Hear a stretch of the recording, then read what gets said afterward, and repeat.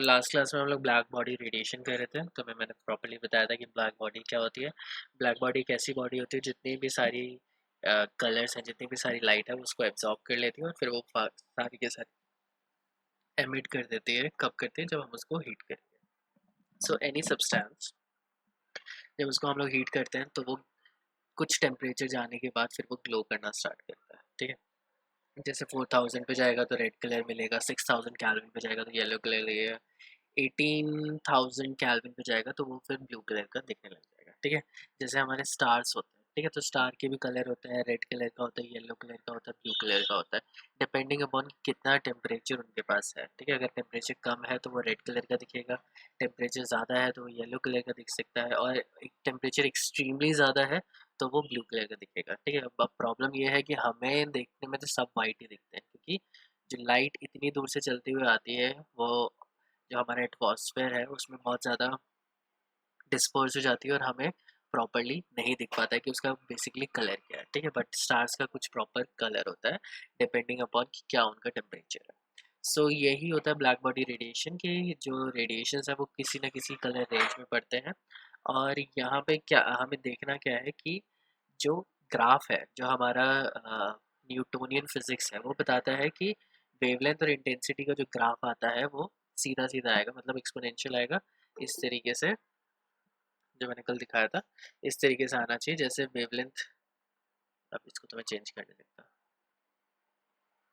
जैसे wavelength decrease होती जाएगी उसकी इंटेंसिटी, कलर की इंटेंसिटी क्या होती जाएगी? इंक्रीज होती जाएगी। लेकिन हमें बाद में पता चल रहा है जब हम लोगों ने डाटा रिकॉर्ड किया कि पहले तो उसकी इंटेंसिटी कम होती है। ठीक है, जो वेवलेंथ जिनकी, जो कलर है जिनकी वेवलेंथ बहुत ज़्यादा हाई है, जैसे रेडियो रेडियो वेव्स, तो किसी भी चीज़ को गर्म करोगे तो उसमें से रेडियो वेव्स नहीं निकलेंगी।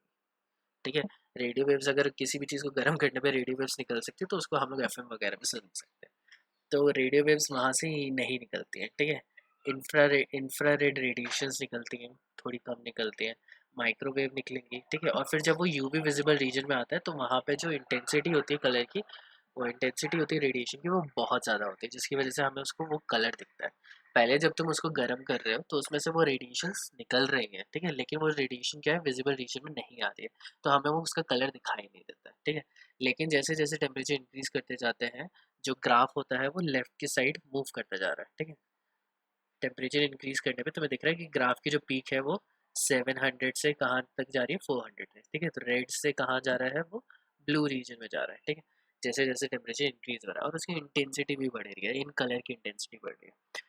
जो हमारा नॉर्मल ग्राफ होता है, न्यूटोनियन फिजिक्स बताता है कि जो रेडियो वेव्स हैं वो तो बहुत कम निकलेंगे, लेकिन जो UV radiation, x radiation, gamma radiation है, उनकी इंटेंसिटी बहुत ज़्यादा होगी। तो किसी भी चीज़ को अगर तुम गर्म करोगे तो तुम्हें कैंसर ज़रूर हो जाएगा। बट ऐसा तो पॉसिबल होता नहीं है। तो ये जो थ्योरी थी ये हमें प्रॉपरली नहीं बता पा रही थी कि जो न्यूटोनियन फिजिक्स थी हमें नहीं बता पा रही थी कि ये ग्राफ ऐसा क्यों आ रहा है। ठीक है, इस ग्राफ को किसने बताया? इस ग्राफ को आइंस्टाइन और प्लैंक ने बताया। प्लैंक ने क्या किया कि ही वाज जर्मन फिजिसिस्ट, जिसने इसको देखा, ग्राफ को समझा, और उसने बताया कि जो यहाँ पे जो एनर्जी रिलीज हो रही है, इट इज़ बेसिकली कुछ क्वांटम्स में एनर्जी एब्जॉर्ब होती है। ठीक है, E is equals to H nu formula उसने दिया कि जो एनर्जी है, जो रेडिएशन रिलीज हो रही है, उसकी कुछ परफेक्ट एनर्जी है, और वो जो एनर्जी है वो E is equals to H nu से दी जाती है। H is your Planck's constant and nu is its frequency. जो एनर्जी है सिर्फ यही रेडिएट होगी, इसके बीच में नहीं होगी। ठीक है, तो यहाँ पे he bought the concept of quantization. ठीक है, कि जो हम लोग उसको हीट कर रहे हैं तो वो सारी एनर्जी एब्जॉर्ब कर नहीं कर रहा। तो जो कलर है वो सारे कलर नहीं जाएंगे, कुछ ही जाएंगे। ठीक है, तो जो इलेक्ट्रॉन है जो ग्राउंड स्टेट पे है वो एनर्जी एब्जॉर्ब करेंगे, कहाँ जाएंगे? हायर स्टेट पे जाएंगे। हायर स्टेट पे जाने के बाद जब वो वापस अपने ग्राउंड स्टेट पे आएंगे तो वो रेडिएशन रिलीज करेंगे। जो रेडिएशन रिलीज करेंगे उनका जो एनर्जी होगा वो इन दोनों स्टेट, ग्राउंड स्टेट और एक्साइटेड स्टेट के बीच में जो एनर्जी डिफरेंस होगा वही होगा, और जिस रेंज में वो जाएगा वही कलर हमें दिखाई देगा। ठीक है, so that was black body radiation, जो कि किसने समझाया? प्लैंक्स ने समझाया, और इसको बाद में किसने परस्यू किया? आइंस्टाइन ने परस्यू किया। और उसने आइंस्टाइन ने परस्यू किया, फिर हाइजेनबर्ग और श्रोडिंगर इन सब ने मिलकर क्वांटम केमिस्ट्री बनाई। ठीक है, सो यहाँ पे क्या है, तो ग्लोइंग ऑब्जेक्ट्स को emit, जो ग्लोइंग ऑब्जेक्ट्स हैं वो कुछ certain amount of energy he release कर सकते हैं, सारी की सारी एनर्जी वो रिलीज नहीं कर सकते, ठीक है। कि ऐसा नहीं है कि वो रेडियो वेव्स भी छोड़ेंगे, वो एक्स रेज भी छोड़ेंगे, वो गामा रेज भी छोड़ेंगे, नहीं, उनकी कुछ पर्टिकुलर एनर्जी है और वो उसी एनर्जी की इंटेंसिटी सबसे ज़्यादा रिलीज करेंगे। ऐसा नहीं है कि वो बाकी रेडिएशंस नहीं जाएंगी, वैप की रेडिएशंस आएंगी लेकिन बहुत कम कम आएंगे। जो मेजर एनर्जी गैप होगा वो ग्राउंड स्टेट और एक्साइटेड स्टेट के बीच में आएगा, ठीक है। ये जो ग्राउंड स्टेट और एक्साइटेड स्टेट वाला जो कॉन्सेप्ट है, ये हमें बाद में पता चला था, ठीक है। मैं तुम्हें यहाँ पे बता रहा हूँ ताकि वो अच्छे से क्लियर हो जाए। सो प्लैंक्स ने इक्वेशन क्या दी थी कि एनर्जी जो ब्लैक बॉडी एब्जॉर्ब कर रही है, वो क्वांटम्स में एनर्जी एब्जॉर्ब करती है, छोटे छोटे पार्टिकल्स हैं। तो लाइट क्या है, लाइट इज एनर्जी, ठीक है।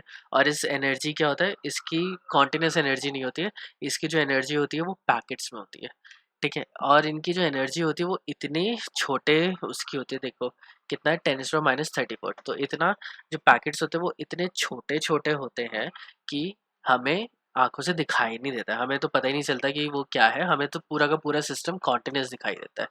जो पूरा जो स्पेक्ट्रम है वो कॉन्टिन्यूस दिखाई देता है, हमें दिखाई देता है कि जो रेनबो में सारे जो कलर्स हैं वो मर्ज कर रहे हैं, लेकिन उन कलर्स के बीच में भी छोटे छोटे जगह हैं जहाँ पे एनर्जी एग्जिस्ट नहीं करती है, ठीक है। फॉर एग्जाम्पल जैसे कैमरा जो होता है, ठीक है।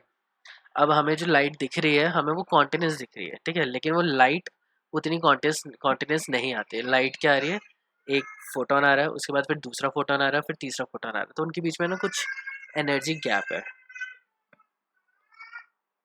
ये जो एनर्जी गैप है ये हमें दिखाई नहीं देता, हमारी आंखें डिटेक्ट नहीं कर पाती, तो हमें दिख रहा है कि लाइट कॉन्टिन्यूसली आ रही है, ठीक है। लेकिन अगर तुम ऐसी जगह जहाँ पे लाइट कम है और वहाँ पे तुम फोटो खींचोगे या वीडियो बनाओगे, तो जो स्लोमो वीडियो जो हम लोग बनाते हैं, तो तुम्हें देखा होगा कि उसमें लाइट बढ़ती है फिर कम होती है, बढ़ती है कम होती है, ठीक है। वो वाला कुछ क्राइटेरिया आता है, क्योंकि जो स्लोमो अगर हम लोग करना चाहें तो उसमें लाइट प्रॉपरली नहीं आ पाती है, और वो जो कैमरा है वो डिटेक्ट कर सकता है कि जो फोटोन्स हैं वो कॉन्टिन्यूसली नहीं आ रहा है, तो कुछ आ रहे हैं कुछ नहीं आ रहे हैं, ठीक है। बट जो क्वांटिटी है वो इतनी छोटी है कि वो हमारी जो आंखें हैं वो उसको डिटेक्ट नहीं कर सकती, ठीक है।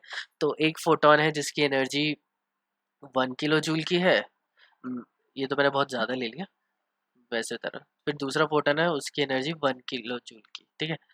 तो टोटल एनर्जी या तो आएगी 1 किलो जूल की या फिर 2 किलो जूल की एनर्जी आएगी हमें। इसके बीच में जो एनर्जी है वो हमें नहीं दिखेगी, ठीक है, 1.5 किलो जूल की एनर्जी नहीं दिखेगी। बट यहाँ पे जो इतना छोटा 10⁻34 जूल्स है, ठीक है, मतलब बहुत ही छोटा बहुत ही छोटा पैरामीटर है या बहुत ही छोटी क्वांटिटी है, जो हमारी आइज़ डिटेक्ट नहीं कर पाती, और हमारी आइज़ को दिखता है कि लाइट तो कॉन्टिन्यूस आ रही है, जो वेव है वो कॉन्टिन्यूस आ रही है, लेकिन वो वेव कॉन्टिन्यूस होती नहीं है, ठीक है। जो वेव है वो छोटे छोटे पैकेट्स ऑफ एनर्जी है जिसको हम लोग फोटोन बोलते हैं, ठीक है, उसमें आती है, ठीक है। So E is equals to NH/nu, N is some integer, 1 2 3 4 value होगी। दो स्टेट्स लाइक ग्राउंड स्टेट और ट्रांजिशन एक्साइटेड स्टेट के बीच में जो एनर्जी डिफरेंस होगा उसे डेल्टा E बोलेंगे, और वो H/nu के बराबर होगा। Delta is equals to H nu और nu is equals to C by lambda, तो delta is equals to H C by lambda हम लोग यूज कर सकते हैं, ठीक है। So now we have one problem, a student use a microwave oven to heat a meal. तो एक स्टूडेंट ने माइक्रोवेव ओवन लिया अपना खाना गर्म करने के लिए। The wavelength of the radiation is 1.20 centimetre, तो लैम्डा हमें यहाँ पे दे रखा है 1.20 centimetre. What is the energy of one photon of this microwave, ठीक है। तो energy is equals to N H nu है, ठीक है। यहाँ पे 1 फोटोन है तो 1 रख देते हैं, H 6.626 into 10⁻34 joule second into C by lambda हम लोग यहाँ पे रखेंगे N H C by lambda. तो सी कितना है, 3 into 10⁸ metre per second, and यहाँ पे 1.20 इंटू 10⁻²मीटर, ठीक है। सेंटीमीटर को मैंने मीटर में कन्वर्ट कर दिया, इसको तुम लोग कर लेना, मुझे करवाने की ज़रूरत नहीं है, इतना तो कैलकुलेशन तुम लोग कर ही लोगे,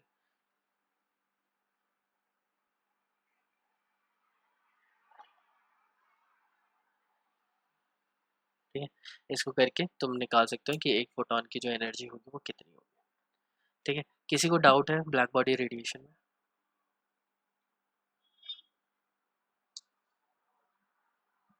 ओके ठीक है। So let's move ahead. अब हम लोग फोटो इलेक्ट्रिक इफेक्ट देखेंगे।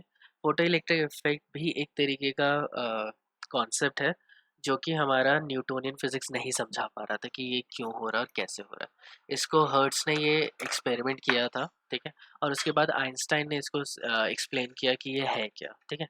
तो there were four major concepts. पहला था ब्लैक बॉडी रेडिएशन, दूसरा फोटो इलेक्ट्रिक इफेक्ट, एक होता है हीट कैपेसिटी और टेम्परेचर का रिलेशन, और fourth is atomic spectra of elements, ठीक है। तो एलिमेंट्स क्या करते हैं, कुछ स्पेक्ट्रम, एटॉमिक स्पेक्ट्रम रिलीज करते हैं, जो कि अभी इसके नेक्स्ट टॉपिक हमें वही पढ़ना है। तो ये जो चार मेजर कॉन्सेप्ट थे ये कॉन्ट्राडिक्ट कर रहे थे बहुत ज़्यादा, ये कॉन्सेप्ट एक्सप्लेन नहीं हो पा रहे थे हमारी क्लासिकल और न्यूटोनियन फिजिक्स से। तब जाके जो ई प्लैंक्स का जो ये रूल है, E is equals to H nu, ये वाला फॉर्मूला यूज़ करके ये जो चार कॉन्सेप्ट हैं वो हमें समझ में आए, तो वो एक्सप्लेन हो पाया। तब जाके पता चला कि हाइजेनबर्ग अनसर्टेनिटी प्रिंसिपल आया, तब जाके हमें चीज़ें काफ़ी क्लियर हुई और तब जाके एक नई क्वांटम फिजिक्स इस्टेब्लिश हुई, ठीक है। तो जो सेकेंड माइलस्टोन है वो है फोटो इलेक्ट्रिक इफेक्ट। तो as the name suggest it is photo, photo मतलब फोटॉन्स, ठीक है, फोटॉन्स मतलब लाइट, ठीक है। तो फोटोग्राफ लेते हैं, फोटोग्राफ में भी जो फोटो क्या है वो लाइट ही है, बिना लाइट के तुम्हारी फोटोग्राफ नहीं बन सकती, ठीक है, अंधेरे में तुम्हें फोटोग्राफ नहीं मिलेगी। So light is very important in a camera, camera light के ऊपर ही काम करता है। सो फोटो इलेक्ट्रिक इफेक्ट मतलब लाइट से क्या प्रोड्यूस किया जा रहा है, यहाँ पे इलेक्ट्रिसिटी प्रोड्यूस किया जा रहा है। फोटो इलेक्ट्रिक इफेक्ट का जो सिंपल एग्जांपल है वो फोटो और सोलर सेल्स है, कि सनलाइट से तुम इलेक्ट्रिसिटी प्रोड्यूस कर सकते हो, ठीक है। और जो सोलर सेल है वो तुम्हें बहुत जगह दिखते हुए मिल जाएंगे, हमारे कॉलेज में भी सोलर सेल लगा हुआ है जिससे वाईफाई चलता है तो photo electric effect and the photon theory of light, ठीक है। तो लाइट के पास फोटॉन्स होते हैं, ये प्रॉपरली कहाँ समझ में आया, ब्लैक बॉडी रेडिएशन में उतना समझ में नहीं आता जितना क्लियर इस फोटो इलेक्ट्रिक इफेक्ट में हुआ। तो फोटो इलेक्ट्रिक इफेक्ट में क्या किया था कि एक मेटल लिया था, मेटल जैसे पोटेशियम, सोडियम, रुबीडियम, ठीक है, सीजियम, ये चार जो फर्स्ट ब्लॉक एलिमेंट्स हैं, एस ब्लॉक का जो फर्स्ट ब्लॉक है, सॉरी पीरियोडिक टेबल का जो फर्स्ट ब्लॉक है that is S block elements, ये लिए थे। क्यों लिए थे, क्योंकि इनकी आयनाइजेशन एनर्जी बहुत कम होती है। जो यूवी विजिबल रीजन है वो इनको इलेक्ट्रॉन को एनर्जी देगा, तो इनका जो इलेक्ट्रॉन होता है वो आराम से निकल पाता है। तो जब हम लोग लाइट इनके ऊपर शाइन करते हैं, मेटल सरफेस लिया, ठीक है, उसको हम लोगों ने बैटरी से जोड़ दिया, ठीक है, और बीच में खाली स्पेस डाल दिया, ठीक है। अब खाली स्पेस है तो एयर तो बैड कंडक्टर ऑफ इलेक्ट्रिसिटी होता है, तो यहाँ पे जो एमोमीटर है इसमें कोई रीडिंग नहीं दिखाई देगी, ठीक है। तो हम लोगों ने लाइट डाली, अलग अलग कलर की लाइट डाली, ठीक है। तो लाइट डालने पे हमें कुछ देर में दिखाई दिया कि जो इफ यहाँ से क्या है कि कुछ इलेक्ट्रॉन यहाँ पे मूव कर गए। अब इलेक्ट्रॉन तो हमें दिखाई नहीं देंगे कि मूव किया है, तो हमें थोड़ी देर बाद दिखाई दिया कि एमोमीटर पे कुछ रीडिंग जा रही है।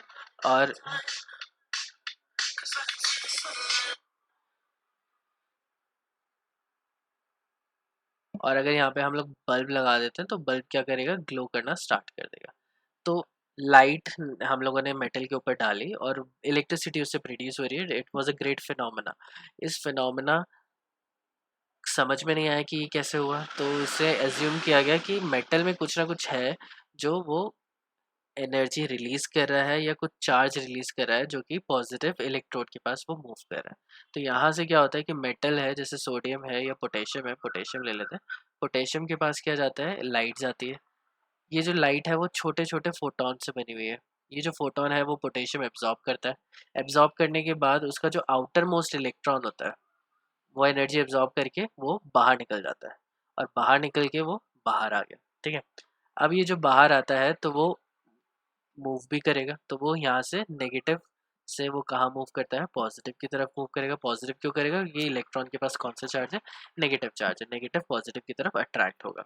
लेकिन अब ज़रूरी नहीं है कि किस स्पीड से निकले, वो डिपेंड करता है। तो जो लाइट होती है वो उसका आयनाइजेशन एनर्जी प्रोवाइड करती है, और साथ में इलेक्ट्रॉन को उस कुछ काइनेटिक एनर्जी भी प्रोवाइड करती है जिस स्पीड से वो ये पॉजिटिव इलेक्ट्रोड की तरफ मूव करेगा, ठीक है। सो ये डिटेक्टर के पास इलेक्ट्रॉन जाते हैं, movement of electron will produce obviously current, current produce करेगा तो बल्ब ग्लो भी करेगा और एमीमीटर पे रीडिंग भी दिखाई देगी। So this is your photo electric effect. और ये किसने प्रोड्यूस किया था, ये किसने कंडक्ट किया था, ये हर्ट्स ने कंडक्ट किया था, लेकिन हर्ट्स भी ज़्यादा कुछ इसके बारे में बता नहीं पाया था। नाउ लेट्स सी कि क्या क्या इसके मेन पॉइंट्स हैं जो कि हमें देखने हैं। तो पहला पॉइंट है, the electrons are ejected from the metal surface as soon as the beam of the light strike. ठीक है, ये इंपॉर्टेंट पॉइंट है, as soon as the beam of light strikes the surface. जैसे ही लाइट ने metal को strike किया वैसे ही बल्ब जल गया। ठीक है, जैसे तुम्हें पता है कि ट्यूबलाइट अगर तुम घर में कुछ भी जलाओगे तो स्विच ऑन करोगे एकदम से जल जाएगा, ऐसे नहीं होगा स्विच ऑन करोगे और 2 मिनट बाद जलेगा। हाँ, अगर पुरानी ट्यूबलाइट है जो ऐसे जलती है धीरे धीरे, उसकी अलग बात है। जो नॉर्मल आजकल के अप्लायंसेस होंगे तुम खोलोगे मतलब स्विच ऑन करोगे वो एकदम से चलना स्टार्ट हो जाएंगे। सो उसमें क्या होता है कि जैसे ही हम लोगों ने स्विच खोला इलेक्ट्रॉन मूव कर गया। ठीक है, पोटेंशियल डिफरेंस आया, इलेक्ट्रॉन क्विकली मूव कर दिया। सो यहाँ पे क्या होता है, नो टाइम लैग, कोई टाइम लैग नहीं होता, ये इंपॉर्टेंट पॉइंट है, नो टाइम लैग। ठीक है, अब क्या है कि जैसे अगर किसी भी चीज़ को तुम गर्म करोगे तो वो धीरे धीरे धीरे गर्म होगा। जैसे पानी को तुम्हें बॉईल करना है तो जैसे तुमने गैस ऑन किया ऐसा नहीं होगा कि वो एकदम से बॉईल करना है, गैस ऑन करते ही वो बॉईल हो गया, ऐसा पॉसिबल नहीं है। ठीक है, क्यों? क्योंकि वो कन्वेंशनल मेथड है, एनर्जी होती है वो धीरे धीरे धीरे धीरे एब्जॉर्ब होती है। ठीक है, यहाँ पे ये केस नहीं है, यहाँ पे जो एनर्जी है वो कॉन्टिन्यूस है ही नहीं। यहाँ पे जो एनर्जी है वो पूरा एक फोटोन आ रहा है, अगर फोटोन उस एनर्जी का आएगा जितनी आयनाइजेशन एनर्जी है तो वो एकदम से इजेक्ट एब्जॉर्ब होकर इजेक्ट कर देगा, लेकिन अगर उससे कम आएगा तो वो उसे एब्जॉर्ब करेगा ही नहीं। ठीक है, क्या मतलब है, 2 मिनट में और समझाता हूँ, इसका और क्लियर हो जाएगा। सेकेंड पॉइंट है, the number of electrons ejected is proportional to the intensity and the brightness of the light. ठीक है, ये भी एक बहुत ही इंपॉर्टेंट पॉइंट है। तो पहले मैं चलो टाइम लैग का समझा देता हूँ कि यहाँ पे इलेक्ट्रॉन है पोटेशियम का, और ये है जो लेवल है वो इन्फिनिटी लेवल है। इलेक्ट्रॉन अगर इन्फिनिटी लेवल पे चला जाएगा तो वो वहाँ से आयनाइज हो जाएगा। सो यहाँ पे लाइट आ रही है, लाइट आई, उसका जो लाइट में क्या होता है, फोटॉन्स है, तो फोटॉन्स मतलब इसकी आयनाइजेशन एनर्जी में कंसिडर कर लेता हूँ 10 किलो जूल है। तो अगर ये 10 किलो जूल की एनर्जी एब्जॉर्ब करेगा तो ये यहाँ पे पहुँच जाएगा। ठीक है, अदरवाइज वो आयनाइज नहीं होगा। तो तुमने लाइट डाली जिसकी जो एक फोटोन की एनर्जी है वो 8 किलो जूल की थी, तो 8 किलो जूल की जाएगी, क्या हुआ कि इसने इलेक्ट्रॉन ने एनर्जी एब्जॉर्ब करी, वो हायर ऑक्स यहाँ पे पहुंचा और उसके बाद फिर वो वापस नीचे आ गया। ठीक है, वो आयनाइज नहीं हुआ। लेकिन जब दूसरी लाइट डाली जिसकी एनर्जी क्या थी, 10 किलो जूल की थी, तो उसने जैसे ही एब्जॉर्ब किया वो सीधा पहुंच गया यहाँ पे, और जैसे ही वो इन्फाइनाइट लेवल पे पहुंचा वहां से वो एटम के अंदर से बाहर निकल गया। अब बाहर निकल गया तो अब वो इलेक्ट्रिसिटी कंडक्ट कर सकता है। या ये जो एनर्जी है, ये जो डेल्टा ई है, इसको हम लोग बोलेंगे थ्रेशोल्ड एनर्जी। ठीक है, तो delta E is equals to H nu naught है। ठीक है, और इसको डब्ल्यू नॉट भी बोलते हैं, W naught stands for work function. ठीक है, nu not is threshold frequency. ठीक है, so E is equals to H nu होता है, तो E delta E is equals to H nu naught हम लोगों ने लिख दिया। सो ये जो डेल्टा ई जो एनर्जी है इसको हम लोग थ्रेशोल्ड एनर्जी बोल रहे हैं, और ये मिनिमम एनर्जी है विच इज रिक्वायर्ड कि इलेक्ट्रॉन यहाँ से, आउटर मोस्ट इलेक्ट्रॉन जो शेल में है वो वहाँ से बाहर निकल जाए, पोटेशियम के न्यूक्लियस से, सॉरी एटम से बाहर निकल जाए। तो वो हो गया, उतनी एनर्जी होगी थ्रेशोल्ड एनर्जी। अगर लाइट है उसके पास इतनी एनर्जी है तो इलेक्ट्रॉन निकलेगा, इससे ज़्यादा एनर्जी है तो और अच्छी से निकल जाएगा, लेकिन इससे कम है, ज़रा से भी कम है, 9.99 भी है तो इलेक्ट्रॉन नहीं निकलेगा। ठीक है, so we have a particular amount of energy which is called threshold energy which is equals to the ionisation energy of potassium. ठीक है, तो वो पोटेशियम की आयनाइजेशन एनर्जी के भी इक्वल है। अगर आयनाइजेशन एनर्जी की इक्वल एनर्जी प्रोवाइड की जाएगी तो वो इलेक्ट्रॉन वहाँ पे बिना हेजिटेशन निकल जाएगा। ठीक है, उससे ज़्यादा की जाएगी तो वो और बहुत सारी काइनेटिक एनर्जी लेके निकलेगा। ठीक है, so this is the concept कि डेल्टा ई कब कब इलेक्ट्रॉन इजेक्ट होगा, और इलेक्ट्रॉन एज इट इज़ बिना टाइम लैग क्यों हो रहा है, क्योंकि जैसे ही जो भी लाइट होती है वो किसी भी सब्सटेंस के ऊपर पड़ती है, सब्सटेंस एनर्जी एब्जॉर्ब करेगा ही।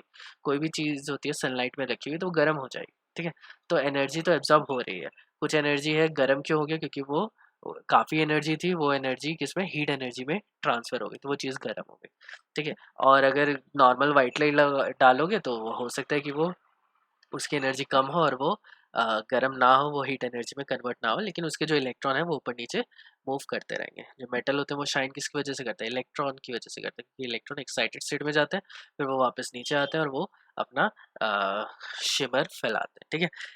ये तो हो गया टाइम लैग की बात। The next is the number of electron ejected is proportional to the intensity और the brightness of the light. तो इंटेंसिटी और ब्राइटनेस तुम्हें पता है कि वो एक ही चीज़ है। जैसे मैंने तुम्हें बताया dark yellow colour and light yellow colour, दोनों में किस क्या डिफरेंस है, ब्राइटनेस का डिफरेंस है। ब्राइटनेस का मतलब इंटेंसिटी का डिफरेंस है, इंटेंसिटी मतलब एम्पलीट्यूड का डिफरेंस हो गया, ठीक है। तो फॉर एग्जाम्पल तुम्हारे पास दो कलर है, एक लाइट रेड है और एक डार्क रेड है। लाइट रेड और डार्क रेड दोनों में कलर में कोई डिफरेंस नहीं होता, मतलब कलर में डिफरेंस है, मतलब उनकी एनर्जी में कोई डिफरेंस नहीं होता। तो जो एनर्जी लाइट रेड कलर की होगी वही एनर्जी डार्क रेड कलर की भी होगी। तो इसके अंदर जो फोटोन है उसकी एनर्जी 20 किलो जूल है, तो डार्क रेड में जो फोटोन होंगे उनकी भी एनर्जी कितनी होगी, 20 किलो जूल होगी। द ओनली डिफरेंस इज कि जो लाइट रेड में है उसमें मैं कंसिडर कर लेता हूँ कि 5 फोटोन है और डार्क रेड में 20 फोटोन है, ठीक है। तो बहुत सारे फोटोन है, बहुत सारी एनर्जी लेके आ रहा है। जो टोटल एनर्जी डार्क रेड की है वो ज़्यादा है और जो लाइट रेड की जो एनर्जी है वो कम है। तो मतलब उस जो लाइट रेड कलर की जो लाइट आ रही है उसमें क्या है, नंबर ऑफ फोटॉन्स कम है, ठीक है। और डार्क रेड वाली जो लाइट आ रही है उसमें नंबर ऑफ फोटॉन्स ज़्यादा है, बट दोनों की वेवलेंथ क्या होगी, सेम ही रहेगी। ये क्लियर हुआ। तो क्या है, नंबर ऑफ फोटॉन से वो लाइट रेड की से डार्क रेड पे जा रहा है, लाइट येलो से डार्क येलो पे जाएगा। तो कलर का जो ब्राइटनेस है वो डिफाइन करता है कि उसके अंदर कितने फोटॉन्स हैं या कितने एनर्जी पैकेट्स हैं। जितने ज़्यादा एनर्जी पैकेट्स होंगे उतनी ही ज़्यादा उसकी कलर की इंटेंसिटी होगी, ठीक है।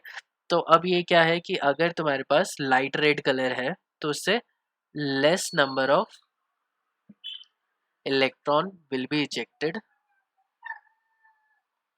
पर सेकेंड, ठीक है। तो एक सेकंड में क्या हो रहा है कि यहाँ पे लाइट रेड कलर है तो वो एक सेकंड में सिर्फ 5 फोटॉन्स भेज पा रहा है, और डार्क रेड क्या कर रहा है, एक सेकंड में 20 फोटॉन्स वो भेज रहा है।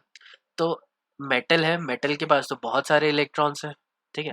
तो यहाँ पे क्या करेगा, लाइट रेड क्या करेगा, एक एटम सिर्फ एक ही, ये आइंस्टाइन का लॉ है, आइंस्टाइन स्टार्क आइंस्टाइन लॉ है कि एक एटम एक इलेक्ट्रॉन सिर्फ एक ही फोटोन एब्जॉर्ब कर सकता है, दो फोटोन एक साथ वो एब्जॉर्ब नहीं कर सकता।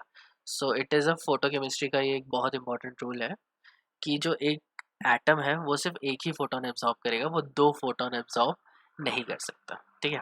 ऐसा हो सकता है कि उसने एनर्जी एब्जॉर्ब करी, वो ऊपर गया, फिर वो वापस आ गया, तो फिर वो दूसरा एनर्जी दूसरा फोटोन एब्जॉर्ब करेगा, लेकिन एक सेकंड में वो दो फोटोन एब्जॉर्ब नहीं कर सकता, वो सिर्फ एक ही फोटोन एब्जॉर्ब कर सकता है, ठीक है।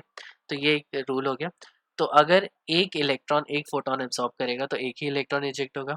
तो 5 फोटोन अगर जाएंगे तो वो 5 इलेक्ट्रॉन एक सेकंड में रिलीज हो सकता है, ठीक है। लेकिन अगर तुम डार्क रेड कलर की लाइट डालोगे उस पर तो वो 20 इलेक्ट्रॉन एक साथ इजेक्ट हो जाएंगे, ठीक है। So the number of electrons ejected, जिस नंबर से वो इलेक्ट्रॉन इजेक्ट हो रहे हैं वो डिपेंड करता है कि उसकी इंटेंसिटी, जो लाइट जो तुम उसके ऊपर स्ट्राइक कर रहे हो उसकी इंटेंसिटी या उसकी ब्राइटनेस कितनी है। ज़्यादा ब्राइट लाइट डालोगे तो उसमें ज़्यादा नंबर ऑफ इलेक्ट्रॉन्स निकलेंगे, कम ब्राइट लाइट डालोगे तो कम नंबर ऑफ इलेक्ट्रॉन्स निकलेंगे, लेकिन इलेक्ट्रॉन ज़रूर निकलेंगे अगर उसकी एनर्जी थ्रेशोल्ड एनर्जी से ज़्यादा है। Any doubt so far?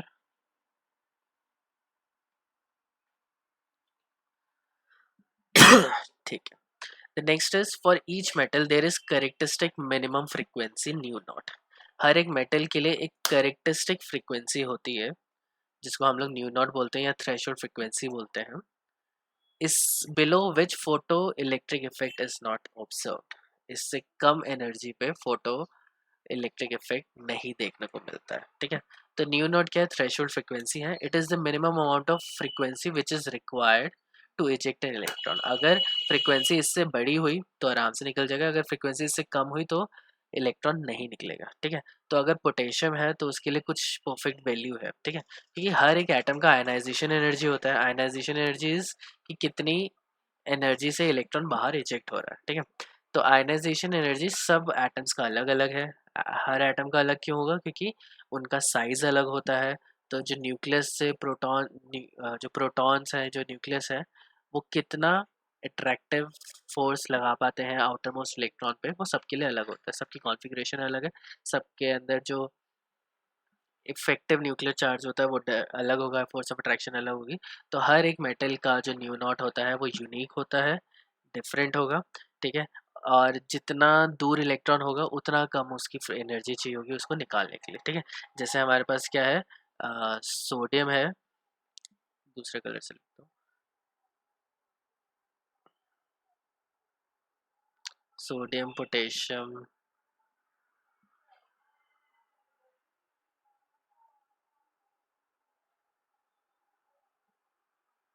ठीक है, ये एलिमेंट्स है हमारे पास।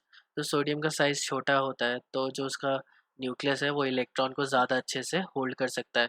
फिर साइज क्या होता रहता है, बड़ा होता रहता है, तो आयनाइजेशन एनर्जी क्या होती है, डाउन द ग्रुप डिक्रीज हो जाती है। डाउन द ग्रुप डिक्रीज होने की वजह से जो फ्रांसियम की जो आयनाइजेशन एनर्जी होगी वो बहुत कम होगी, और उसको कोई वीक लाइट, कोई ऐसी लाइट जो पोटेशियम के इलेक्ट्रॉन को नहीं निकाल पा रही है वो भी फ्रांसियम के इलेक्ट्रॉन्स को निकाल सकती है आराम से, ठीक है। तो वो आयनाइजेशन एनर्जी पे डिपेंड करेगा। तो कोई भी सोलर सेल अगर तुम्हें बनाना है तो उसके लिए तुम कोई भी ऐसा एलिमेंट्स ले सकते हो, कोई भी ऐसा एलिमेंट ले सकते हो जिसका आयनाइजेशन एनर्जी कम हो, ठीक है। ये क्या होगा, थ्रेशोल्ड फ्रिक्वेंसी होगी, उसे जिसे न्यू नॉट बोलते हैं। अगर एनर्जी न्यू नॉट के इक्वल है, मतलब एनर्जी एच न्यू नॉट के इक्वल है, वर्क फंक्शन के इक्वल है, तो इलेक्ट्रॉन इजेक्ट होगा। अब जो इलेक्ट्रॉन इजेक्ट होगा, अब वो ज़रूरी नहीं है कि वो सीधा चलता बने पॉजिटिव इलेक्ट्रोड के पास, ठीक है। अब वो किस स्पीड से जाता है वो डिपेंड करता है वो कितनी काइनेटिक एनर्जी उसने एब्जॉर्ब करी है। जैसे मैंने तुम्हें बताया कि यहाँ से लेके यहाँ तक एनर्जी डिफरेंस है वो 10 किलो जूल का है, तो मिनिमम 10 किलो जूल एनर्जी चाहिए इलेक्ट्रॉन को बाहर निकालने के लिए। अगर फॉर एग्जाम्पल तुम्हारे पास फोटोन है जिसकी एनर्जी 12 किलो जूल है, तो 10 किलो जूल एनर्जी एब्जॉर्ब हो जाएगी उसको बाहर निकालने के लिए। बाकी कितनी बची, 2 किलो जूल की एनर्जी बची, 2 किलो जूल एनर्जी एब्जॉर्ब हो जाएगी उसको भागने के लिए, कि वो कितनी स्पीड से या कितनी काइनेटिक एनर्जी से कहाँ मूव कर सकता है, पॉजिटिव इलेक्ट्रोड की तरफ मूव कर सकता है, ठीक है। तो जो टोटल एनर्जी है, जो टोटल एनर्जी आई है वो किसके इक्वल हो गई है, फॉर्मूला यहाँ पे हम लोग डिराइव कर सकते हैं, which is equal to H nu naught plus kinetic energy, ठीक है। जो टोटल एनर्जी एब्जॉर्ब हुई है उसके दो पार्ट्स हो जाएंगे, ठीक है। एक तो वो यूज हो जाएगा आयनाइजेशन में, और rest of the energy would be used for kinetic energy. Kinetic energy is equals to half mv square, ठीक है। तो delta is equals to H nu naught plus half M V square, ये हमारा formula बन गया। Total जो radiation energy जो radiation आ रही है वो ऐड दो पार्ट्स में एब्जॉर्ब हो सकती है, ठीक है। पहले वो किस लिए यूज होगी, आयनाइजेशन के लिए होगी, और बाकी फिर उसके मूवमेंट के लिए यूज होगी, ठीक है। Okay, the ejected electron come out with certain kinetic energy, ठीक है। और काइनेटिक एनर्जी ये इंक्रीज होगी विद इंक्रीज इन अमाउंट, ठीक है। तो तुम्हें पता है कि delta E is equals to H nu होता है, तो न्यू तुम फ्रीक्वेंसी बढ़ाओगे तो एनर्जी ऑब्वियसली बढ़ती चली जाएगी, ठीक है। सो ओवरऑल हमारे पास जो फॉर्मूला है वो है जो टोटल एनर्जी एब्जॉर्ब होगी which is equals to H nu naught plus half M V square. Sometimes it could also be written as delta E is equals to W naught plus half mv square, and W naught को हम लोग क्या बोलते हैं, work function,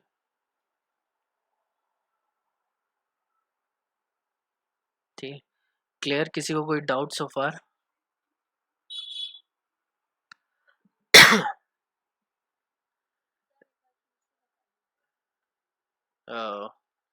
कौन कौन सा formula वाला, ठीक है मैं बताता हूँ, ठीक है यहाँ पे भी बता देता हूँ।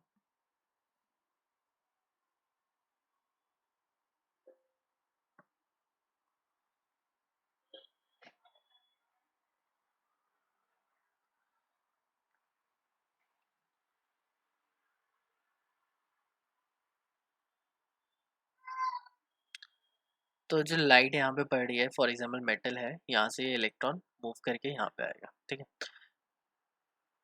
तो मैं एज्यूम करता हूँ कि मेरे पास पोटेशियम है, और पोटेशियम को ये इन्फिनाइट या आयनाइजेशन होने के लिए 10 किलो जूल एनर्जी चाहिए, ठीक है। तो केस वन लेते हैं हम, हमारे पास केस वन है कि रेडिएशन आ रही है 8 किलो जूल की। केस टू है जो रेडिएशन आ रही है वो आ रही है 10 किलो जूल की। एंड केस 3 हम लोगों ने लिया जहाँ पे रेडिएशन है 12 किलो जूल की। ठीक है, हाइपोथेटिकल एग्जांपल ले रहा हूँ। सो इलेक्ट्रॉन को आयनाइज करने के लिए कितनी एनर्जी चाहिए? 10 किलो जूल की एनर्जी चाहिए। ठीक है, तो तुमने यहाँ पे लाइट डाली जिसकी एनर्जी कितनी थी? 8 किलो जूल की एनर्जी थी। ठीक है, सो 8 किलो जूल की एनर्जी एब्जॉर्ब करने के बाद रिएक्शन तो होगा नहीं, क्योंकि यहाँ पे इलेक्ट्रॉन ने 8 किलो जूल की एनर्जी एब्जॉर्ब करी, वो ऊपर कहीं पहुंचा और फिर वो वापस ये नीचे आ गया, उसने वापस एनर्जी रिलीज कर दी। ठीक है, तो एनर्जी एब्जॉर्ब हुई, उसने एनर्जी को वापस रिलीज कर दिया। ठीक, तो यहाँ पे क्या होगा? No photo photo electric effect, यहाँ पे फोटो इलेक्ट्रिक इफेक्ट नहीं होगा, क्योंकि जो इसका वर्क फंक्शन है वो 10 किलो जूल का है। 10 किलो जूल की एनर्जी नहीं दोगे तो इलेक्ट्रॉन इजेक्ट नहीं होगा, इलेक्ट्रॉन इजेक्ट नहीं होगा तो photo electronic effect, photo electric effect possible नहीं है। अब तुमने क्या दे दिया? दूसरी रेडिएशन दी जिसकी जो वैल्यू थी वो 10 किलो जूल एग्जैक्ट है। अब 10 किलो जूल तो उसको इलेक्ट्रॉन इजेक्ट करने में हो जाएगी। ठीक है, तो यहाँ पे हमें क्या दिखेगा? फोटो इलेक्ट्रिक इफेक्ट होता हुआ दिखेगा। एमोमीटर मूव करेगा लेकिन उतने तेजी से मूव नहीं करेगा। क्यों मूव नहीं करेगा? कि जो 10 किलो जूल की एनर्जी है इट इज सफिशिएंट इनफ कि पोटेशियम के जो आउटर मोस्ट इलेक्ट्रॉन है इसको आयोनाइज कर पाए। ठीक है, तो पोटेशियम का इलेक्ट्रॉन है वो वहां से निकल तो गया, यहाँ से निकल गया, लेकिन अब वो मूव नहीं कर सकता क्योंकि उसके पास कोई काइनेटिक एनर्जी नहीं है। अब जब तक इलेक्ट्रॉन यहाँ से यहाँ तक नहीं जाएगा, पॉजिटिव इलेक्ट्रॉन तक नहीं जाएगा, तब तक वो सर्किट पूरा नहीं कर सकता। सर्किट पूरा नहीं करेगा तो बल्ब नहीं जलेगा या एमोमीटर रीडिंग शो नहीं करेगा। ठीक है, तो उसको यहाँ से एक इलेक्ट्रोड से, नेगेटिव इलेक्ट्रोड से पॉजिटिव इलेक्ट्रोड तक पहुंचने के लिए उसे क्या करना पड़ेगा? उसको कुछ स्पीड से मूव करना पड़ेगा। ठीक है, तो अगर उसके पास 10 किलो जूल की एनर्जी है तो यहाँ पे आयनाइजेशन जरूर होगा।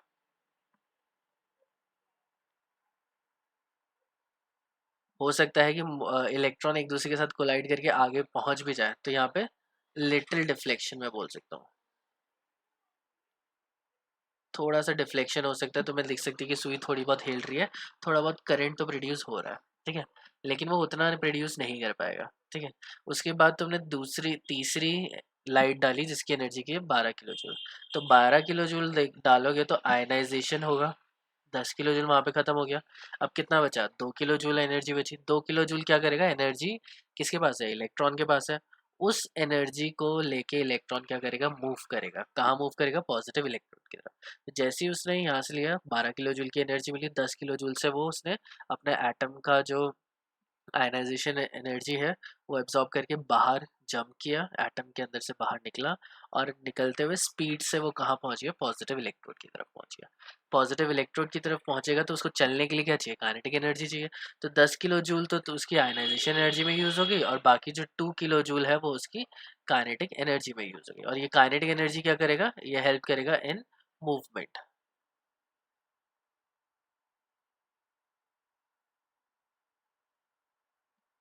ठीक है, अब इलेक्ट्रॉन क्या कर सकता है? एक इलेक्ट्रोड से दूसरे इलेक्ट्रोड के पास जा सकता है। अगर वो मूव करके पॉजिटिव इलेक्ट्रोड के पास पहुंच गया तो करंट इंड्यूस होगा और यहाँ पे photo electric effect will be show. ठीक है, तो यही एक होगा। तो तुम्हें क्या चाहिए? एनर्जी चाहिए 10 किलो जूल से थोड़ी सी ज़्यादा। ठीक है, कि इलेक्ट्रॉन मूव करके पॉजिटिव इलेक्ट्रोड के पास है। तो जो 10 किलो जूल की जो एनर्जी है वो हो गई वर्क फंक्शन, मतलब मिनिमम इतनी एनर्जी तुम्हें चाहिए फोटो इलेक्ट्रिक इफेक्ट शो करने के लिए। सो जो डेल्टा ई है, जो टोटल एनर्जी है, ये डेल्टा ई क्या है? Total energy of photon. Photon जो अपने साथ इलेक्ट्रॉन के, अपने साथ जो लाइट जो है वो अपने साथ जो एनर्जी लेके आ रही है। ठीक है, लाइट कुछ किसी भी की तरीके से वाइट लाइट नहीं डाल रहे हैं हम लोग, हम लोग मोनोक्रोमेटिक लाइट डाल रहे हैं। ब्लू कलर की डाली, रेड कलर की डाली, येलो कलर की डाली। वाइट लाइट में तो सारी लाइट होती है, तो वाइट लाइट डालेंगे तो उसमें से कुछ ना कुछ ऐसी लाइट होगी जो फोटो इलेक्ट्रिक इफेक्ट शो करेगी। ठीक है, तो जो हमारे सोलर सेल्स होते हैं उनके ऊपर जो सन की रेडिएशन होती है दैट इज वाइट लाइट। वो वाइट लाइट क्या होगी? वाइट लाइट पड़ेगी तो वो सारी की सारी जो एनर्जी है वो सारी एब्जॉर्ब कर लेगा। उसमें से कुछ ऐसी एनर्जी होगी जो फोटो इलेक्ट्रिक इफेक्ट शो करेगी, कुछ ऐसी एनर्जी होगी जो फोटो इलेक्ट्रिक इफेक्ट शो नहीं करेगी। जो फोटो इलेक्ट्रिक इफेक्ट शो करेगी उससे तो इलेक्ट्रिसिटी बन जाएगी, जो फोटो इलेक्ट्रिक इफेक्ट शो नहीं करेगी उससे जो तुम्हारे सोलर पैनल है वो गर्म हो जाएंगे बस। वो हीट एनर्जी की तरह वो डिसिपेट हो जाएगी वो एनर्जी। ओके, सो जो डेल्टा ई है it is the total energy of photon. W naught है which is equals to H nu not is your work function. Work function क्या करेगा, आयनाइजेशन करेगा, ठीक है। और जो काइनेटिक एनर्जी है which is equals to half M V square, ये इलेक्ट्रॉन को मदद करेगी किसमें, मूवमेंट में, कि वो इस पॉइंट से नेगेटिव इलेक्ट्रोड से पॉजिटिव इलेक्ट्रोड की तरफ मूव कर सके। जितनी जल्दी मूव करेगा उतनी जल्दी तुम्हारा रिएक्शन, सॉरी, बल्ब जल जाएगा, ठीक है। सो ओवरऑल जो फॉर्मूला है वो delta E is equals to H nu naught plus kinetic energy, या delta E is equals to W naught plus half M V square, ठीक है। V square is the velocity of electron, किस velocity से वो negative electrode से positive electrode की तरफ move कर रहा है। ये क्लियर हुआ?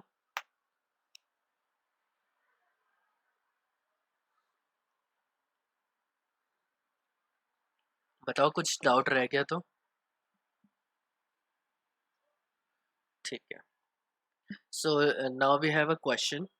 When electromagnetic radiation of wavelength 300 nanometer falls on the surface of sodium, 300 nanometre की जो एनर्जी है इलेक्ट्रोमैग्नेटिक रेडिएशन की, अगर वो सोडियम के ऊपर पड़ती है, then electrons are emitted with a kinetic energy of 1.68 into 10 to the power 5 joule per mole.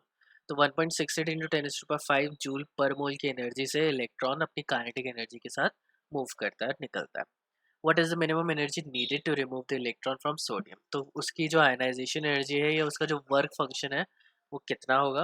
What is the maximum wavelength that will cause a photo electron to be emitted. तो दो तीन question यहाँ पे पूछ लिए हैं, तो question को अच्छे से समझते हैं। पहला चीज क्या है कि कौन लाइट जो है वो 300 नैनोमीटर की फॉल कर रही है। सो लैम्डा जो है वो 300 नैनोमीटर है, नैनो को 300 इंटू 10⁻⁹ मीटर कर लेता है, ठीक है। ये चीज़ हमें दे रखी है। तो लाइट की जो डेल्टा ई जो है which is it is the energy of photon, तो energy E is equals to H C by lambda होता है। तो जो फोटोन की एनर्जी है वो 6.626 into 10⁻34 joule seconds into 3 into 10⁸ metre per second, and then lambda is your 300 into 10⁻⁹ metre. Metre से metre घटा, पर सेकेंड से सेकेंड घटा, तो जो एनर्जी है फोटोन की वो आ गई, जो भी है मल्टीप्लाई करके जो भी आएगा। सॉल्व कराना है तो पता नहीं पड़ेगा कितना आएगा। एक मिनट रुको मैं करता हूँ। 6.626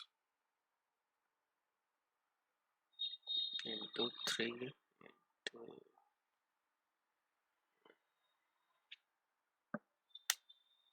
ये आ रहा है 0.06626 इंटू 10⁻34 में से 8 9 माइनस होगा 70 -70, ठीक है। तो इतनी एनर्जी आ गई हमारी एक फोटोन, ठीक है। तो जो टोटल एनर्जी है हमारे पास कितनी है, इतनी है 0.6626 इंटू 10⁻⁷ जूल। अब यहाँ पे देखो ये सिर्फ जो एनर्जी है वो सिर्फ एक फोटोन की है, ठीक है। -17 मतलब डेसिमल के 17th प्लेस पे उसकी एनर्जी है। तो तुम समझ सकते हो कि बहुत ही ज़्यादा कम एनर्जी है। और ये जो इतनी कम एनर्जी है वो किसकी हो सकती है, सिर्फ एक फोटोन की हो सकती है। अगर मैं इसको पर मोल में निकालूं, ठीक है, यहाँ पे मुझे काइनेटिक एनर्जी देखो किस में दे रखी है, जूल पर मोल में दे रखी है। तो यहाँ पे जो एनर्जी होनी चाहिए वो भी मेरे पास पर मोल में ही होनी चाहिए, ठीक है। तो एनर्जी पर मोल के लिए हम लोग E is equals to Na H C by lambda लगा सकते हैं। Na is your Avogadro's number which is 6.022 into 10⁻23 per मोल इसकी यूनिट होती है, ठीक है। तो एक मोल का आ जाएगा। तो एनर्जी ऑफ रेडिएशन पर मोल, इसके लिए मैं इसको इससे मल्टीप्लाई कर देता हूँ इंटू 6.022 इंटू 10⁻23 पर मोल, ठीक है। एवोगैड्रोस नंबर तुम कभी भी कहीं भी तुम्हारे फॉर्मूले में नहीं भी है तो भी मल्टीप्लाई कर सकते हो, इसकी यही खासियत है। अगर कोई भी चीज़ पर मोल में निकालनी हो तो पर मोल तो एवोगैड्रोस नंबर ही है जिसका यूनिट पर मोल है, ठीक है। तो उसको बिना झिझक उसको तुम कहीं भी मल्टीप्लाई कर सकते हो, तुम्हारी जो एनर्जी है या जो भी क्वांटिटी है वो पर मोल में ऑटोमेटिकली आ जाएगी। तो इसको मैं मल्टीप्लाई करके देखता हूँ कितनी आ रही है पर मोल में।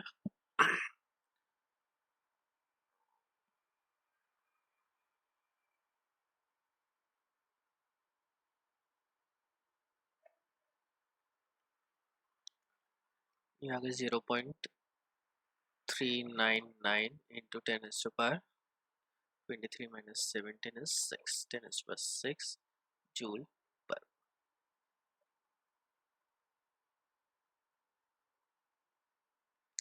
ठीक है, ये आ गई हमारी टोटल एनर्जी।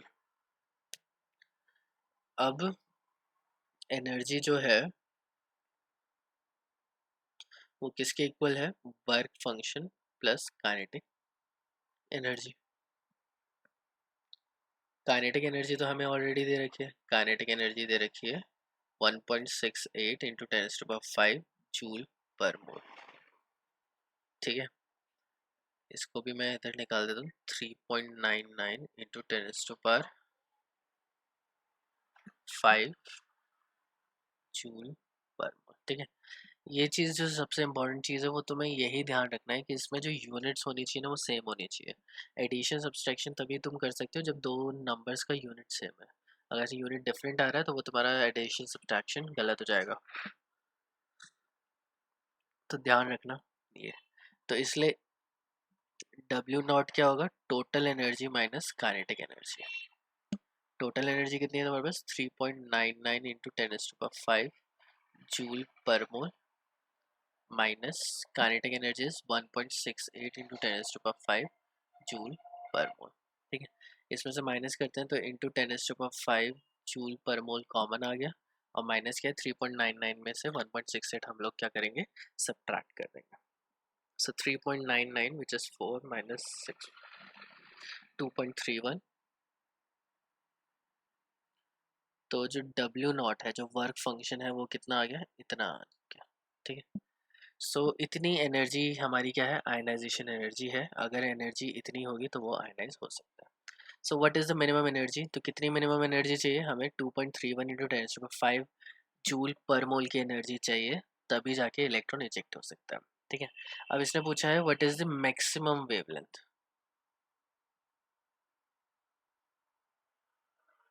तो कितनी वेवलेंथ हमें चाहिए कलर की जो उसे आयनाइज कर सके।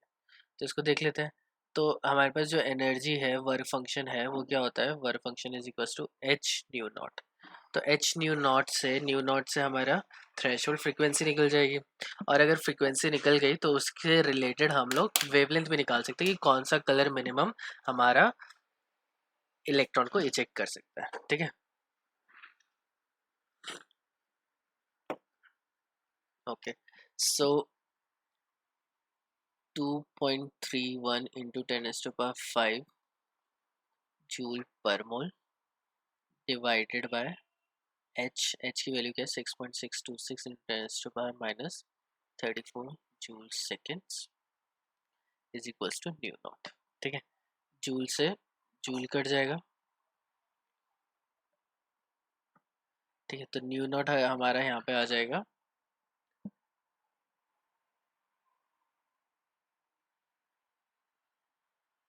जो भी वैल्यू आएगी पर मोल में आएगी वो हमारी। ओके,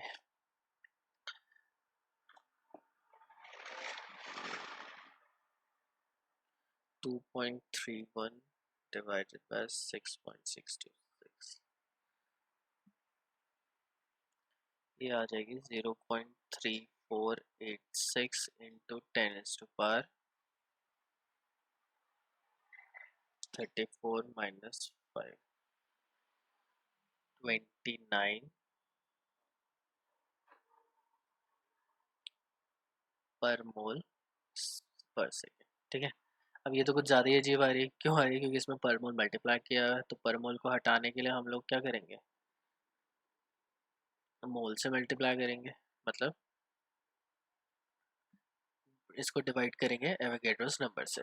तो डिवाइड होगा ये 6.022 इंटू 10⁻⁴ 23/सेकेंड, डिवाइड कर देता हूँ मैं इसे, 0.3486 डिवाइडेड बाई 6.022, ये आ गया 0.057887 ही ले लेता हूँ इधर,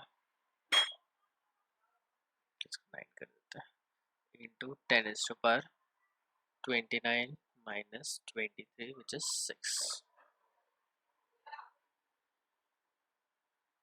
6%। ठीक है, तो इतनी ये फ्रीक्वेंसी आ गई। अब फ्रीक्वेंसी से अब मैं थक गया, मैं आगे नहीं निकाल रहा, तुम लोग निकाल लेना।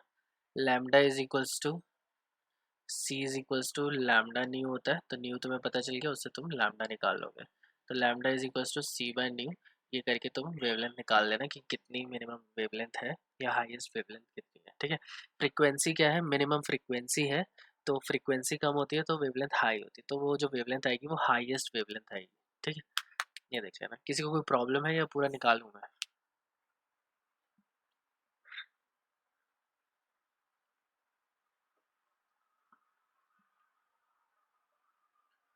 कर लोगे ना ये question solve? I don't think so ज़्यादा कुछ प्रॉब्लम होगी इसमें। ठीक है, निकाल के फिर मुझे बताना। देयर इज अनदर क्वेश्चन, यहाँ पे लिखा है the threshold frequency nu naught for a metal is 7.0 into 10⁻14/सेकेंड। जो थ्रेशोल्ड फ्रीक्वेंसी है, अच्छा इससे पहले जो क्वेश्चन था, ये चीज़ तुम्हें डेफिनेटली याद रखनी है कि पर मोल और मोल कहीं भी कैसे भी उसको तुम यूज़ कर सकते हो, जस्ट नीड टू रिमेंबर कि यूनिट्स तुम्हें लिखनी है, और यूनिट लिखोगे तो बहुत बार गड़बड़ होगी कैलकुलेशन में, 90% ऑफ द टाइम गड़बड़ होगी कि कहीं पर मोल है कहीं पर मोल नहीं है, तुमने कैलकुलेशन कर दी और तुम्हारा गड़बड़ आ गया। तो ये एक इन क्वेश्चंस में ध्यान रखने वाली बात होती है कि कहीं पर वो पर मोल में दे रखा है, कहीं पर एनर्जी पर मोल में नहीं दे रखी है। अब जैसे फ्रीक्वेंसी आई है और फ्रीक्वेंसी की यूनिट पर मोल पर सेकेंड आ रही है, तो पर मोल तो is not a correct unit, तो परमोल नहीं है तो एवोगैड्रो नंबर से डिवाइड करना ही पड़ेगा। कहीं पे परमोल चाहिए तो एवोगैड्रो नंबर से मल्टीप्लाई करना ही पड़ेगा। तो तुम्हें तुम्हें ये देखना पड़ेगा कि एक फोटोन के लिए निकाल रहे हो या एक मोल फोटॉन्स के लिए निकाल रहे हो, वो चीज़ बहुत ध्यान में रखनी है। वो ध्यान में नहीं रखोगे तो न्यूमेरिकल गलत होने के चांसेस 99% रहेंगे। ठीक है, okay, anyways let's move to the next question. The threshold frequency nu not हमें यहाँ पे ऑलरेडी दे रखी है, विच इज 7.0 इंटू 10⁻14/सेकेंड। ठीक है, इसमें हमें काइनेटिक एनर्जी निकालनी है। ठीक है, और रेडिएशन जो दे रखा है उसकी फ्रीक्वेंसी दे रखी है 1.0 इंटू 10⁻15/सेकेंड। ठीक है, तो जो एनर्जी है रेडिएशन की वो होती है एच न्यू, तो 6.626 इंटू 10⁻−34 जूल सेकेंड से मल्टीप्लाई करोगे 1.0 इंटू 10⁻15/सेकेंड, तो सेकेंड से पर सेकेंड कट जाएगा, तुम्हारा एनर्जी आ जाएगी रेडिएशन की, बट जो भी आएगी वो जूल में आएगी। ठीक है, जूल पर मोल में नहीं आएगी। ठीक है, अब तुम्हें ज़रूरत है पर मोल की? आई डोंट थिंक सो की ज़रूरत है। तो एनर्जी तुम्हारी यहाँ पे आई, जो टोटल एनर्जी है वो क्या है, W0 प्लस काइनेटिक एनर्जी। ठीक है, काइनेटिक एनर्जी निकालनी है तो तुम एक फोटोन की काइनेटिक एनर्जी निकाल के भी आंसर प्रेजेंट कर सकते हो। तो W0 क्या होगा, H न्यू नॉट होगा plus kinetic energy, new not तुम्हें यहाँ पे दे रखा है, वो निकाल लोगे, तो E minus H nu not is equals to kinetic energy. तो काइनेटिक एनर्जी की दो वैल्यू हो सकती है, जो यहाँ से जो आएगी वो जूल की आएगी, और अगर तुम्हें आंसर जूल पर मोल में कन्वर्ट करना है तो उसको एवोगैड्रो नंबर से मल्टीप्लाई कर देना, तो एक मोल इलेक्ट्रॉन्स की या एक मोल फोटॉन्स जो एब्जॉर्ब हुए हैं या एक मोल ऑफ इलेक्ट्रॉन्स जो रिजेक्ट हुए हैं, उनकी काइनेटिक एनर्जी तुम्हें ऑटोमेटिकली यहाँ पे पता चल जाएगी। अदरवाइज तुम एक फोटोन की एनर्जी भी निकाल के आंसर में लिख सकते हो। क्लियर? ठीक है, सो इसके बाद हमारा जो नेक्स्ट टॉपिक है इट इज़ एटॉमिक स्पेक्ट्रा। तो जो हमारे इसमें थे दो टॉपिक्स थे जो हमें दिखाते हैं कि जो ये न्यूटोनियन फिजिक्स थी, it was not reliable for microscopic particles, क्योंकि लाइट का एक डुअल नेचर होता है। अब ये जो डुअल नेचर है वो हम लोगों ने ब्लैक बॉडी रेडिएशन से किया, फोटो इलेक्ट्रिक इफेक्ट से किया, समझा। और अब ये तीसरा आता है एटॉमिक स्पेक्ट्रा। अब एटॉमिक स्पेक्ट्रा क्यों है, मतलब हाइड्रोजन लिया, हाइड्रोजन को हीट किया तो वो लाइंस छोड़ रहा है अपनी, मतलब उसमें हमें कलर्स दिखाई दे रहे हैं।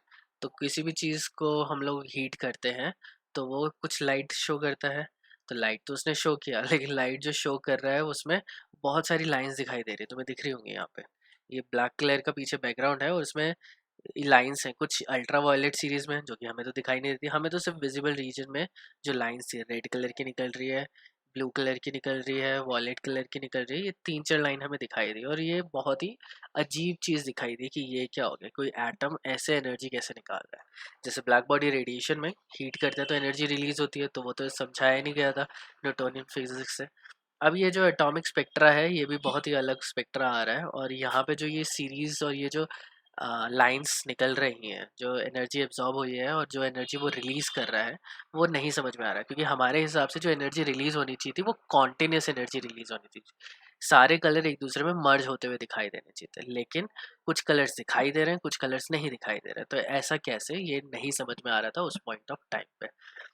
तो यहाँ पे देखा गया कि बहुत सारे एलिमेंट्स सब अपनी एनर्जी रिलीज करते हैं, सबका क्या होता है, कुछ ना कुछ एटॉमिक स्पेक्ट्रा होता है, और सबका ही एटॉमिक स्पेक्ट्रा एकदम यूनिक। एक एटॉमिक स्पेक्ट्रा से देख के हम लोग पहचान सकते हैं कि ये एलिमेंट कौन सा है। ठीक है, मैं तुम्हें नेक्स्ट स्लाइड में दिखाता हूँ। तो अब हमारे पास जो स्पेक्ट्रा होते हैं वो दो टाइप के स्पेक्ट्रा होता है, एक एब्जॉर्प्शन स्पेक्ट्रा होते हैं और एक होता है इमिशन स्पेक्ट्रा। अब यहाँ पे तुम देखो कि गैस डिस्चार्ज ट्यूब है, यहाँ पे गैस तुमने डाली, कोई भी एलिमेंट जो लिया उसको गैस में कन्वर्ट किया और फिर वहाँ से वो एनर्जी रिलीज हुई, स्लिट से गुजारा और उसके बाद प्रिज्म से वो करोगे तो उसकी जो एनर्जी है वो यहाँ पे वो हो जाएगी। ठीक है, ये पीछे की जो फिल्म है, मतलब एनर्जी एब्जॉर्ब करके वो एनर्जी रिलीज कर रहा है, तो उसमें जो एनर्जी एब्जॉर्ब हुई है वही कलर की एनर्जी रिलीज होगी और तुम्हें तुम्हें ये कलर दिखेंगे। ठीक है, मतलब एनर्जी 650, ब्लैक कलर यूज करो दिखेगा नहीं, तो एनर्जी ये वाली 656.3 नैनोमीटर की एनर्जी उसने रिलीज करी है। एक एनर्जी रिलीज करी है, कहाँ गया, 486.1 पे, एक 434.1 पे और एक 410.1 पे। ये कुछ एनर्जी है जो ये जो कोई भी एलिमेंट है वो रिलीज कर रहा है। एलिमेंट ए कौन सा है, एटॉमिक हाइड्रोजन। तो हाइड्रोजन जो एच हाइड्रोजन एटम है, जो उसको हम लोगों ने ग्राफ बनाया, जो हम लोगों ने कंसिडर किया, उसका ये कुछ गिनती की 4 लाइंस हमें विजिबल रीजन में दिखाई दे रही हैं, बाकी रीजन में तो दिखाई नहीं दे रहा। अब हम एच जी मरकरी का देखेंगे, मरकरी के वेपर्स करेंगे, तो उसकी जो तुम्हें दिख रहा होगा कि इधर एक लाइन है, इधर एक लाइन है, इधर ग्रीन लाइन है, येलो की 2 लाइन दिख रही है, रेड की इधर 2 लाइन दिख रही है, स्ट्रॉन्शियम की देखेंगे तो रेड की 3 लाइन दिख रही है। ठीक है, तो जो हर एलिमेंट होती है ना उसके जो लाइन का जो पैटर्न होता है, कौन से कलर कौन से रीजन में कौन सा कलर आएगा, सब कुछ यूनिक होता है, सब कुछ डिफरेंट होता है। मतलब ये हो गया उनके फिंगरप्रिंट्स हो गए। इन फिंगरप्रिंट्स के बेसिस पे कि पहले सबके फिंगरप्रिंट्स ले लिए, अब कौन सा एलिमेंट है उसका फिंगरप्रिंट मैच कर लिया। ठीक है, तो अगर मैंने ये ग्राफ देखा और मुझे दिख रहा है कि ओ ये तो मरकरी का है, तो मुझे पता चल गया कि ये जो मेरे पास सैंपल रखा है इसके अंदर मरकरी ज़रूर है। तो कौन कोई भी सैंपल, कोई भी मैं पाउडर तुम्हें पकड़ा दूंगा और मैं तुमसे पूछूंगा कि इसके अंदर कौन कौन से एलिमेंट्स हैं, तो तुम क्या करोगे, गैस डिस्चार्ज ट्यूब में ये एलिमेंट डालोगे, वो वेपर फॉर्म में आएगा, फिर वो एनर्जी रिलीज करेगा, वो एनर्जी जब रिलीज करेगा तो तुम उसका ग्राफ रिकॉर्ड करोगे, ग्राफ रिकॉर्ड करके तुम लेके जाओगे लिटरेचर में, बुक में देखोगे कि ये वाला पैटर्न कहाँ पे फॉलो हो रहा है, जहाँ पे तुम्हें दिखेगा ये पैटर्न फॉलो हो रहा है तुमने उसके फिंगरप्रिंट मैच किया, और तुम मुझे बता दो कि इसके अंदर कार्बन है, इसके अंदर हाइड्रोजन है और इसमें ये है, इसमें वो है। ठीक है, तो ये जो मेथड है ये स्पेक्ट्रोस्कोपी का एक मेथड है, और एक बहुत ही बढ़िया मेथड है जिससे हम लोग एलिमेंट्स को पहचान सकते हैं कि इसके अंदर कौन कौन से एलिमेंट्स हैं। ठीक है, ये बहुत ही बेसिक है। अब इतनी बढ़िया बढ़िया टेक्निक्स आती हैं कि हम लोग सब कुछ बता सकते हैं कि उसके अंदर क्या क्या है, क्या स्ट्रक्चर है, सब कुछ आजकल हम लोग बता सकते हैं। बट ये जो था ये पहला कुछ नई चीज़ मिली थी जिसकी एप्लीकेशन बहुत बढ़िया थी, लेकिन समझ में नहीं आया कि ये क्या हुआ और कैसे हुआ, ये क्यों आ रहा है। तो इसको जो एटॉमिक स्पेक्ट्रा ऑफ हाइड्रोजन है, ये सबसे पहले रेडबर्ग ने बताया, कि रेडबर्ग ने बताया कि लाइंस आ रही हैं, तो इसको हम लोग कैलकुलेट कैसे करेंगे। लाइंस बताने के बाद फिर भोर आया, भोर ने हाइड्रोजन का एटम लिया, और हाइड्रोजन लाइक स्पीशीज जो मॉलिक्यूल होते हैं जिनके पास एक इलेक्ट्रॉन होता है, जैसे lithium 2+ ion, helium plus ion, इन सब के पास एक एक इलेक्ट्रॉन है, इन सब का जो स्पेक्ट्रा था वो सेम आ रहा था। तो उसने ये काफ़ी सारी चीज़ें बताई, लेकिन वो प्रॉपरली मॉडल नहीं दे पाया। अब बोर के क्या एजम्पशन से कैसे उसने इसको सॉल्व किया, सॉल्व करना नहीं देखना हमें, बस ये रेडबर्ग का फॉर्मूला देखना है। ये जो लायमन बामन पाशन सीरीज जो आती हैं, जो हाइड्रोजन एटॉमिक हाइड्रोजन स्पेक्ट्रम में दिखाई देती है लाइंस। इन लाइंस के बीच में क्या डिफरेंस है, क्या एनर्जी लेवल का डिफरेंस है, ये एटॉमिक स्पेक्ट्रा क्यों आ रहा है, इसको हम लोग अब कल देखते हैं। ठीक है, ओवरव्यू देख लिया हम लोगों ने क्या है। अब ये जो स्पेक्ट्रा बना वो किस वजह से बना, एड्सॉर्प्शन और एमिशन स्पेक्ट्रा क्या होते हैं वो मैं कल मैं तुम्हें डिटेल में बताता हूँ। और उसके बाद फिर ये लाइंस क्यों आ रही है ये बताऊंगा, और कैसे रेडबर्ग ने उसे सॉल्व किया कि ये क्या लाइंस हैं, कहाँ पे आएंगी, क्यों आएंगी, एंड देन फिर बोर का मॉडल हम लोग स्टार्ट करेंगे। ठीक है, तो अब इसको बाकी सबको हम लोग कल करेंगे। ठीक है, तो आज के लिए इतना ही। ये जो क्वेश्चंस जो थे जिनको मैंने सॉल्व नहीं किया तो प्लीज़ उसको सॉल्व कर देना। ठीक है, किसी को कोई डाउट है तो बताओ। ठीक है, बच्चे बहुत कम आने लग गए।